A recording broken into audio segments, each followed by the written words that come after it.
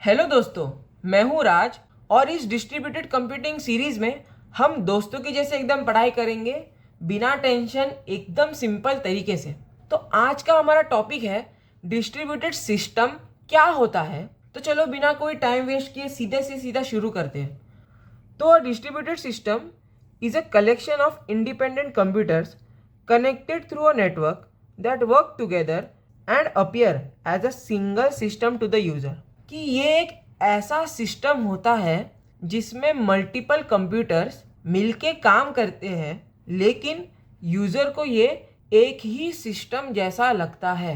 अगर मैं एक एग्जांपल ले लूँ, जब तुम गूगल पर कुछ सर्च करते हो तो एक्चुअल में तुम्हारे रिक्वेस्ट को प्रोसेस करने के लिए मल्टीपल सर्वर्स यूज होते हैं, लेकिन तुम्हें लगता है कि सब कुछ एक ही जगह से हो रहा है।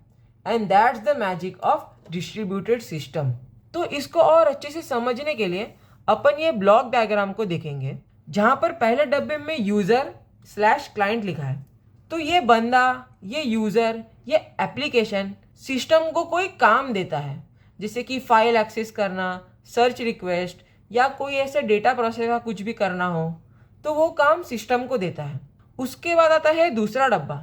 अब ये जो रिक्वेस्ट जाती है ना, वो नेटवर्क के थ्रू जाती है, जैसे कि इंटरनेट हो गया या लोकल एरिया नेटवर्क हो गया। अभी नेटवर्क का काम होता है सभी नोड्स को कनेक्ट करना। ये नोड है 1, नोड 2, नोड 3।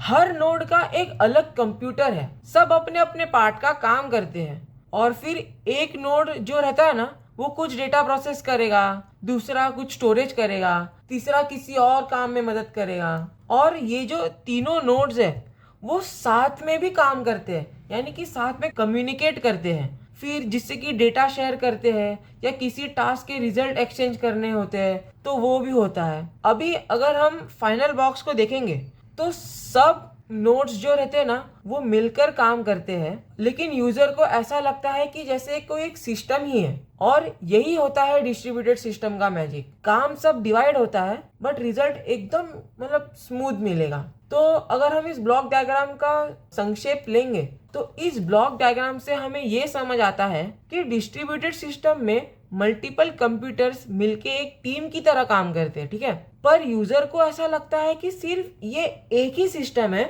जो सब कुछ कर रहा है। अब जब हम डिस्ट्रीब्यूटेड सिस्टम की कुछ फीचर्स देखते हैं, जिससे कि हमें एग्जाम में भी मदद होगी कुछ ऐसे पॉइंट्स लिखने को। सो डिस्ट्रीब्यूटेड सिस्टम के कुछ की फीचर्स होते हैं। तो सबसे पहला फीचर होता है multiple nodes. What is that? कि सेवरल फिजिकल कंप्यूटर्स पार्टिसिपेट, यानी कि ये जो नोड्स होते हैं या जो कंप्यूटर्स होते हैं वो फिजिकली अलग होते हैं पर लॉजिकली वो सब एक ही होता है। फिर आता है नेटवर्क बेस्ड। जितने भी नोड्स हैं वो कनेक्ट होते हैं through a network like LAN, वैन और द इंटरनेट। फिर तीसरा आता है रिसोर्स शेयरिंग। ये रिसोर्सेज शेयर करते हैं, जैसे कि प्रोसेसिंग हो गया, मेमोरी हो गया, फाइल्स हो गया। तो इसमें हार्डवेयर, सॉफ्टवेयर एंड डेटा, ये सब जितने भी रिसोर्सेज होते हैं वो शेयर होते हैं। फिर आता है पैरेलल प्रोसेसिंग, यानी कि क्या कि पैरेलल काम होता है, एक बड़े काम को छोटे पार्ट्स में डिवाइड करके फास्ट प्रोसेस करते हैं। और लास्ट में आता है सिंगल सिस्टम इल्यूजन। ये यूजर को सब कुछ एक सिंगल सिस्टम जैसा लगता है। अब ये तो हो गए की फीचर्स। इसके एग्जांपल्स कैसे कैसे होते हैं? तो पहला होता है इंटरनेट, फिर bank ATM networks, online gaming system जैसे कि BGMI, railway reservation system, cloud storage platforms like Google drive. तो ये सब डिस्ट्रीब्यूटेड सिस्टम्स के एग्जाम्पल हो गए। सो आज का जो बेसिक कॉन्सेप्ट था डिस्ट्रीब्यूटेड सिस्टम का, वो तो मैंने आपको बहुत अच्छे से बता दिया होगा। अगला वीडियो होगा on characteristics of distributed system, जिसमें हम देखेंगे ट्रांसपेरेंसी, स्केलेबिलिटी और कॉन्करेंसी जैसे कूल टर्म्स। इसी के साथ वीडियो पसंद आए तो लाइक कर देना, चैनल पे नए हो तो सब्सक्राइब कर देना और वीडियो को अपने फ्रेंड्स के साथ भी शेयर कर देना।